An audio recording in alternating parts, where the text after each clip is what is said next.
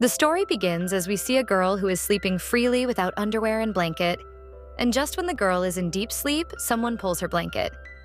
Suddenly, she wakes up and gets up to check, but before she can react, someone grabs her hair from behind and throws her to the ground. The person doing all this is none other than her father. The girl asks her father, "What are you doing?" But her father doesn't reply and starts looking at his daughter with dirty intentions. Now, looking at his daughter's body, he says, "My daughter has grown up so much." Hearing this, the girl becomes scared. Her father then leaves her hair and starts touching her cheeks. The girl is wondering what is happening to her and starts crying. Then her father leaves the room. The next morning, her mother is cooking food for her, and here we learn that the girl's name is Mary. Mary is contemplating whether she should tell her mother about what happened last night or not. But just then, her brother and sister arrive, followed by her dad, who is acting as if nothing happened. Mary thinks to herself, "Last night this man was going to do something to me, and now he is pretending like nothing happened." She gets up and leaves. Now, her mom brings food to the table and slams it down loudly, shocking everyone as they don't understand what is happening. Her mom starts eating in a strange way as if she hasn't eaten in days. Seeing this, everyone gets scared. Then Mary's younger brother spits out the food, saying there is too much salt in it. The mom grabs his plate and starts eating it like a madwoman. What is happening to this family? Ever since they moved into this new house, strange things have been happening. A weird statue appeared in their yard, and one morning they found a dead animal hanging in front of their house. The father forces himself on his daughter every night, and the mother behaves like a strange animal in the mornings, eating food in a bizarre way and offering her daughter some of her eaten food. The son, however, doesn't want to eat it. He looks toward his dad, who says, "If you don't want to eat it, then don't." Hearing this, the mom looks at the dad with happiness and throws the food on the table, along with the plates. The mom then starts screaming at everyone, telling her son, "Whatever I cook, you should eat it quietly." She screams so loudly that her son starts crying out of fear. No one understands what is happening, but this is just the beginning. We then see Mary in the shower when suddenly someone stands next to her. But when she wipes the mirror, she sees that it's her twin sister who is just playing a prank on her. Both sisters go to Mary's room, and her sister tells her how their dad comes to her every night too. Mary can't believe this is happening to her sister as well.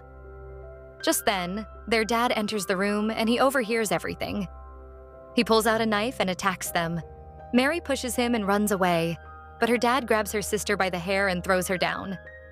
Mary falls on the stairs and loses consciousness. Now the dad goes to the storage room and comes back with a hammer.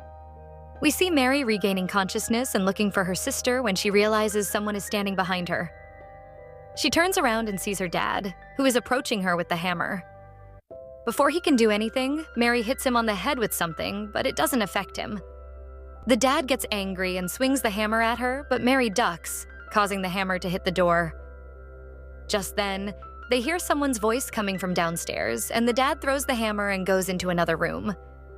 The dad comes upstairs again, and seeing him, both sisters get scared. The dad looks at the hammer mark on the door and asks, "Were you two fighting?" But neither of them answers.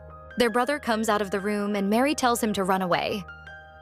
Just then, their mom arrives, picks up the hammer, and attacks them with a strange smile on her face.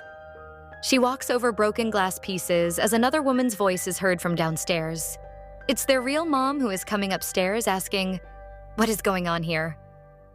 Everyone is scared of her. The next day, their dad calls his brother, who is a church priest. The priest arrives and they explain the whole situation to him. They all decide to sleep in one room at night, but in the middle of the night, the youngest child goes to the toilet without disturbing anyone. Meanwhile, a boy who looks exactly like him picks up a knife and is about to attack, but then he sees the priest and runs away. The next morning, the priest wakes up, indicating that the night went well because of him. The priest says he can't handle this alone, and they all need to discuss the situation. All the senior priests gather and make a plan. That night, they set off to the house in a car, but on the way, a demon attacks them, causing a car accident. Mary's dad ties her to a bed, while the injured priest reaches the house and informs them that all the other priests have died. Now, they have to handle everything on their own. The dad agrees because if they don't do something, the demon will kill everyone. The priest starts performing a ritual on Mary, using a stick to hit her, causing her a lot of pain. Her dad holds her legs so she can't move, and the priest keeps hitting her, eventually causing her to lose consciousness. We see the scene of the car accident. The real priest is rescued by the police, and we realize that the one torturing Mary is the real demon. Her mom tells them to stop, saying that if they keep going, Mary will die. The dad slams his wife into the wall, and she watches her husband die as the fake priest smiles weirdly and attacks him with a knife. Just then, the real priest arrives and starts chanting prayers, causing the demon to disappear. The priest places a mirror in front of Mary, and the demon emerges from her. The priest captures the demon inside him and tells Mary to kill him. Mary stabs the priest with a cross, killing both the demon and the priest. And with this, the movie ends.